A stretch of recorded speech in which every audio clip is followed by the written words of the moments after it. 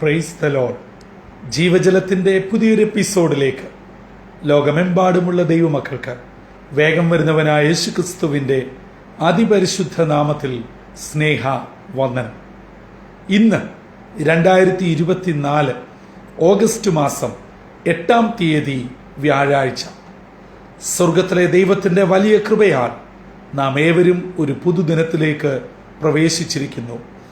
ജീവജലം ശ്രവിച്ചുകൊണ്ടിരിക്കുന്ന ഏവർക്കും ഈ ദിനം സന്തോഷത്തിൻ്റെയും നന്മയുടെയും അനുഗ്രഹത്തിൻ്റെയും ദിനമായി തീരട്ടെ എന്നുള്ള പ്രാർത്ഥനയോടെ ഇന്നത്തെ വാഗ്ദത്ത വചനത്തിനായി ഒരുങ്ങാം.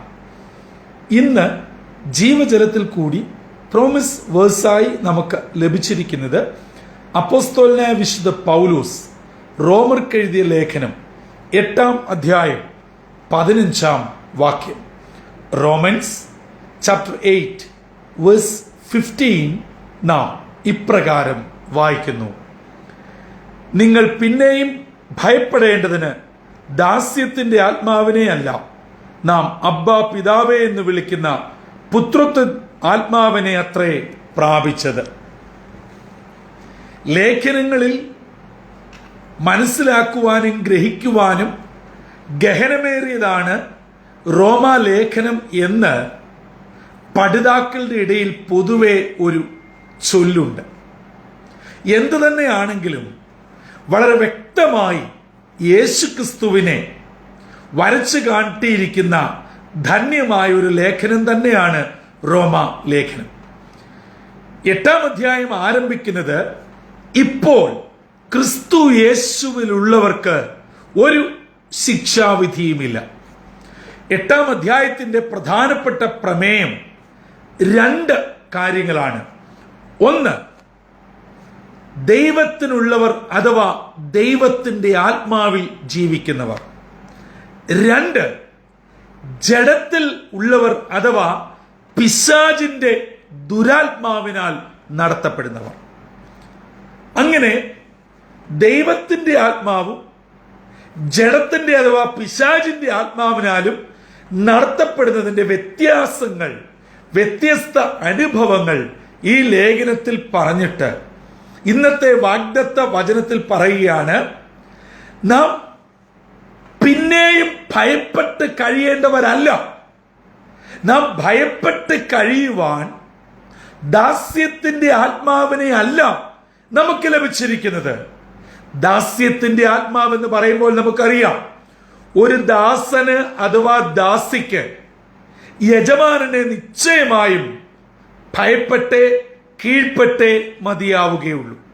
അതുകൊണ്ട് നാം ദാസ്യത്തിന്റെ ആത്മാവിനെ, ഭയപ്പെട്ട് ജീവിക്കേണ്ട ആത്മാവിനെ അല്ല പ്രാപിച്ചിരിക്കുന്നത്, മറിച്ച് അബ്ബാ പിതാവേ എന്ന് വിളിക്കത്തക്കവണ്ണം പുത്രത്വത്തിന്റെ ആത്മാവിനെ പ്രാപിച്ചവരാണ്.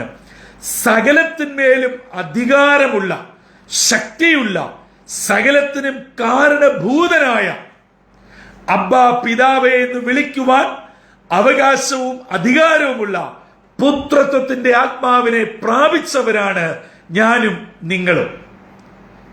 ഈ 8-ാം തീയതി വ്യാഴാഴ്ച അതിരാവിലെ ഇന്നത്തേക്കുള്ള വാഗ്ദത്ത വചനം ശ്രവിച്ചുകൊണ്ടിരിക്കുന്ന എൻ്റെ പ്രിയ ശ്രോതാക്കളെ, മാതാപിതാക്കളെ, സഹോദരങ്ങളെ, ഞാനും നിങ്ങളും നാളുകളായി ക്രിസ്തീയ പാരമ്പര്യത്തിൽ ജനിച്ചു വളർത്തപ്പെടുന്നു.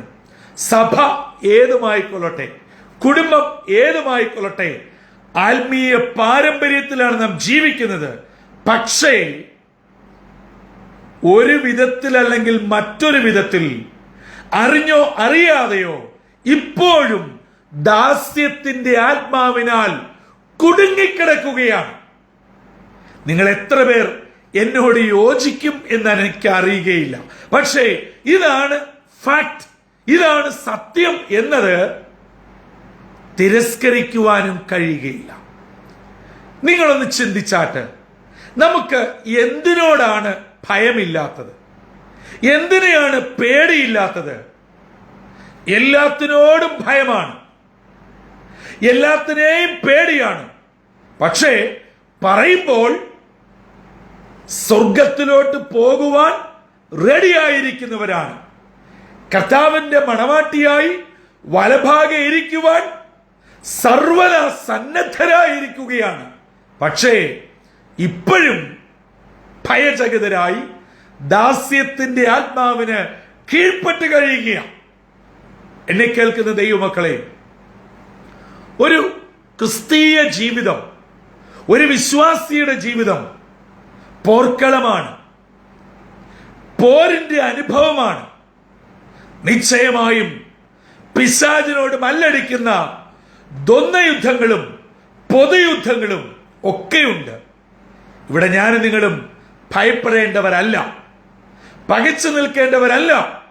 പിശാച് തന്റെ പലവിധ തന്ത്രങ്ങളാൽ നമ്മളെ അടിമപ്പെടുത്തുവാൻ, ഭയപ്പെടുത്തുവാൻ, കീഴ്പ്പെടുത്തുവാൻ, ദാസ്യപ്പെടുത്തുവാൻ പദ്ധതികൾ ഇട്ടുകൊണ്ടേയിരിക്കും. അത് ഒരുപക്ഷെങ്കിൽ നമ്മുടെ വീട്ടിൽ അല്ലെങ്കിൽ എന്നെ കേട്ടുകൊണ്ടിരിക്കുന്നവരുടെ ഭവനത്തിൽ ശക്തമായി പ്രാർത്ഥിക്കുകയും വളരെ അചഞ്ചലമായ വിശ്വാസമുള്ളവരോടും പിശാച് അടുക്കുകയില്ല.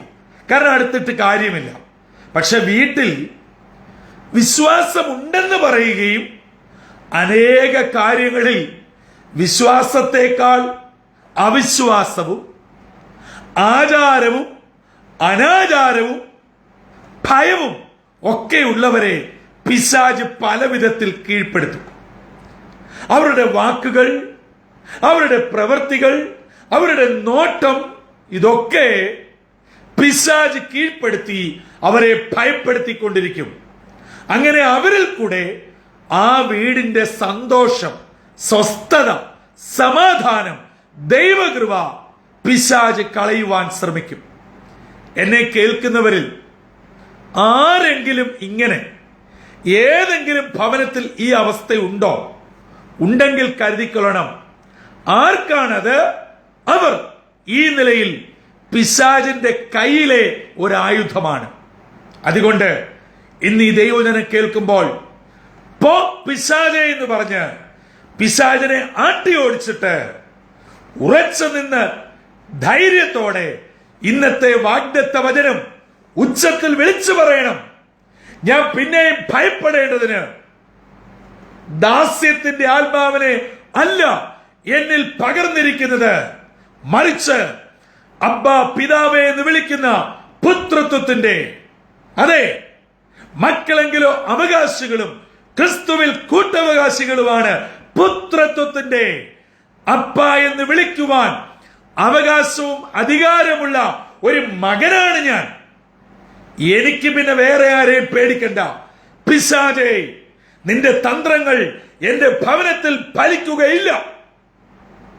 നിങ്ങൾ ഇങ്ങനെ ഒന്ന് ഉറക്കെ എളുപ്പം മനസ്സിലാകാൻ പറഞ്ഞാൽ, നിങ്ങളുടെ രണ്ട് കാലും ഉറപ്പോടെ ചവിട്ട് നിന്ന് ആത്മ നിറവിൽ ശക്തമായി ഇങ്ങനെന്ന് പറഞ്ഞേ പിശാച് ഓടിപ്പോക്കോളും. നമുക്ക് ഈ പറയാൻ ധൈര്യമില്ലാത്തത് കൊണ്ടും പിശാച് നമ്മളെ എന്തോ ചെയ്യുമെന്ന് ഭയപ്പെട്ടുകൊണ്ടുവാ നമ്മൾ പ്രാർത്ഥിക്കുന്നതും ശാസിക്കുന്നതും ഒക്കെ. ശരിക്കും പറഞ്ഞാൽ നമുക്ക് ദൈവത്തെക്കാട്ടിലും കൂടുതൽ ഭയം പിശാചിനെയാണ്. കാരണം നമ്മളെ എന്തെങ്കിലും ചെയ്യട്ടെ. പിശാചിന്റെ പ്രവൃത്തികളെ അഴിപ്പാൻ ദൈവപുത്രൻ പ്രത്യക്ഷനായി. ആ കർത്താവ് നമ്മുടെ കൂടെ ഉണ്ട് പ്രിയമുള്ളവരെ. അപ്പൊ പിന്നെ എന്തിനാ പേടിക്കുന്നത്? അതുകൊണ്ട് ഇന്ന് ഈ ജീവജനം ശ്രവിക്കുന്ന ആരുടെയെങ്കിലും ജീവിതത്തിൽ ഏതെങ്കിലും വിധത്തിലുള്ള ഭയപ്പാടുകൾ, ആശങ്കകൾ, സംശയങ്ങൾ, ആകുലതകൾ, വിചാരങ്ങൾ വല്ലാതെ നിങ്ങളെ അലട്ടുന്നുണ്ടോ? നിങ്ങളെ ഉറക്കം നഷ്ടപ്പെടുത്തുന്നുണ്ടോ? ഭക്ഷണം വെടിയുവാൻ ഇടയാകുന്നുണ്ടോ? നിങ്ങളുടെ സ്വസ്ഥതയോ പോയി. നിങ്ങളുമായി ബന്ധപ്പെടുന്ന എല്ലാവരെയും നിങ്ങൾ അസ്വസ്ഥതപ്പെടുത്തുന്നുണ്ടോ? നിശ്ചയമായി ഉറപ്പിക്കുക, നിങ്ങളെ ഭരിക്കുന്നത് ദാസ്യത്തിന്റെ ആത്മാവാണ്. പുത്രത്വത്തിന്റെ ആത്മാവിൽ നിങ്ങൾ ഇതുവരെ എത്തിയിട്ടില്ല. ആ പടിയിലേക്ക് ഇന്ന് പകൽ ജീവജലം ശ്രവിക്കുന്ന എല്ലാ ദൈവമക്കളും പ്രവേശിക്കട്ടെ, ആ പടിയിലേക്ക് ഉയരട്ടെ എന്ന് ഞാൻ ആത്മാർത്ഥമായി പ്രാർത്ഥിക്കുന്നു, ആശംസിക്കുന്നു. അങ്ങനെ പിശാചിനെയും അവന്റെ തന്ത്രങ്ങളെയും നമ്മുടെ പടിക്ക് പുറത്താക്കാം. നമ്മുടെ പ്രാർത്ഥനാ വിഷയത്തിന്മേൽ ജയമെടുക്കാം. എന്നെ കേൾക്കുന്നവരിൽ ആരെങ്കിലും ആരോഗ്യപ്രയാസം, കുടുംബ വിഷയം, കുഞ്ഞുങ്ങളുടെ വിഷയം, നിങ്ങളുടെ ജോലി വിഷയം, വിസ വിഷയം, മാനസികമായ സംഘർഷങ്ങൾ, ആത്മീകമായ ജീവിതത്തിന്റെ വിഷയങ്ങൾ, എവിടെയെങ്കിലും കുടുങ്ങി ഇപ്പോഴും ആ ദാസ്യത്വത്തിന്റെ കെട്ടിൽ നിന്നും പുറത്തു വരാൻ പറ്റാതെ കിടക്കുന്നുണ്ടോ? ഇന്ന് ഈ വാഗ്ദത്ത വചനം കേൾക്കുമ്പോൾ ഹല്ലേലൂയ, ദൈവത്തിന്റെ പരിശുദ്ധാത്മാവ് നിങ്ങളെ സ്വതന്ത്രരാക്കട്ടെ, നിങ്ങളെ വിടുവിക്കട്ടെ. ആ ദാസ്യത്വത്തിന്റെ കെട്ട് നിങ്ങളിൽ നിന്ന് പൊട്ടിച്ച് നിങ്ങൾ പുത്രത്വത്തിന്റെ അവകാശത്തിലേക്ക് തമ്പുരാൻ കരം പിടിച്ചുയർത്തട്ടെ. അങ്ങനെ നിങ്ങളുടെ ഭവനം, നിങ്ങളുടെ മക്കൾ, നിങ്ങളുടെ ജീവിതം ദൈവത്താൽ അനുഗ്രഹിക്കപ്പെട്ട് വിടുതലിന്റെ നാളുകളായി തീരട്ടെ. അതിന് ഇന്നത്തെ വാഗ്ദത്ത വചനവും ഇന്നത്തെ ചിന്തകളും നിങ്ങളെ ഒരുക്കട്ടെ. ഹൃദയത്തിന്റെ ഭാരം മാറട്ടെ, വേദന മാറട്ടെ. പുത്തൻ കൃപയോടെ, പുത്തൻ ശക്തിയോടെ, പുത്തൻ ആത്മാവോടെ ഇന്നു മുതൽ നിങ്ങളുടെ പ്രശ്നങ്ങളെ നേരിടുവാൻ, അതിജീവിക്കുവാൻ പുത്തൻ കൃപ ഉയരത്തിൽ നിന്ന് പകരട്ടെ. എന്താ അതിന്റെ കാരണം? ഞാൻ നിങ്ങളും ദാസ്യത്തിന്റെ ആത്മാവിൽ കിടക്കേണ്ടവരല്ല, പുത്രത്വത്തിന്റെ ആത്മാവിനാൽ വീണ്ടെടുക്കപ്പെട്ടവരാണ്. ആ വലിയ തിരിച്ചറിവോടെ, ആ വലിയ യോഗ്യത നമ്മുടെ ജീവിതത്തിൽ എക്സിക്യൂട്ടീവ് ചെയ്ത് അനുഗ്രഹത്തോടെ ജീവിപ്പാൻ കർത്താവ് നിങ്ങളേവരെയും ഇടയാക്കട്ടെ. അതിന് ഇന്നത്തെ വാഗ്ദത്ത വചനം നമ്മെ സഹായിക്കുകയും ചെയ്യട്ടെ. ജീവജലം ശ്രവിക്കുന്ന ഏവരെയും സർവശക്തനായ ദൈവം ഉയരത്തിൽ നിന്നും ധാരാളം അനുഗ്രഹങ്ങളാൽ ചൊരിഞ്ഞ് കൃപയോടെ നടത്തട്ടെ. തലകളെ വണക്കാം, പ്രാർത്ഥിക്കാം. പരിശുദ്ധനായ ദൈവമേ, സ്വർഗീയ പിതാവേ, അനുഗ്രഹമേറിയ പുതിയ പ്രഭാതത്തിനായി നന്ദിയോടെ സ്തോത്രം. അപ്പാ, അവിടുന്ന് ഞങ്ങളെ വിളിച്ച് മക്കളും അവകാശികളുമാക്കി തീർത്തത് പിന്നെയും ദാസ്യത്തിന്റെ ആത്മാവിൽ കുടുങ്ങിക്കിടക്കുവാനല്ല, അബ്ബാ പിതാവേ എന്ന് വിളിക്കുവാൻ യോഗ്യതയും അവകാശവും മക്കളെന്ന സ്ഥാനവുമുള്ള ആ ഒരു വലിയ പദവിയിലേക്ക് എത്തിക്കുവാനാണല്ലോ. ഞങ്ങളുടെ ജീവിതത്തിൽ എല്ലാ കുറവുകളെയും ഏറ്റുപറഞ്ഞ് മനഃപൂർവ്വമായി ഉപേക്ഷിച്ച് ആ വലിയ പദവിയിലേക്ക് എത്തി ധൈര്യത്തോടെ ജീവിപ്പാൻ, ശത്രുവിനെ ആട്ടിപ്പായിക്കുവാൻ ഞങ്ങളെ അവിടുന്ന് ഒരുക്കണമേ. ഇന്ന് ദൈവവചനം കേട്ട നിന്റെ കുഞ്ഞുങ്ങളെ എല്ലാവരെയും അനുഗ്രഹിക്കണം. അവരുടെ ജീവിതപാതയിൽ ആ പുത്തൻ പദവിയോടെ, അതിലേറെ ശക്തിയോടെ, ദൈവകൃപയോടെ മുന്നേറി അങ്ങേക്ക് വേണ്ടി നിലകൊള്ളുവാൻ ഞങ്ങളെ ഒരുക്കണമെന്ന് യേശു ക്രിസ്തു മൂലം അപേക്ഷിക്കുന്നു. കൃപയോടെ കേൾക്കുമാറാകണമേ. ആമീൻ, ആമീൻ, ആമീൻ. പ്രിയ സഹോദരങ്ങളെ, ഞാനും നിങ്ങളും ആരാണ് എന്നുള്ള തിരിച്ചറിവ് നമ്മൾ എപ്പോഴും ഉണ്ടായിരിക്കണം. ദാസ്യത്തിന്റെ ആത്മാവിൽ ഭയപ്പെട്ട് കഴിയേണ്ടവരല്ല, പുത്രത്വത്തിന്റെ ആത്മാവിൽ ജയാളികളായി മുന്നേറേണ്ടവരാണ്. അതുകൊണ്ട് ആ ഒരു വലിയ പദവിയോടെ, ശക്തിയോടെ മുൻപോട്ട് പോകുവാൻ കർത്താവ് നമ്മെ സഹായിക്കട്ടെ.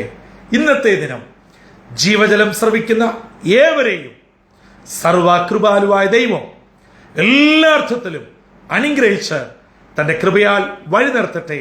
അതിന് ഇന്നത്തെ വാഗ്ദത്ത വചനം നമ്മെ ഒരുക്കുകയും ചെയ്യുമാറാകട്ടെ. കർത്തൃ ശുശ്രൂഷയിൽ നിങ്ങൾക്കൊപ്പം brother Santhosh Kodukulanji. God bless you all.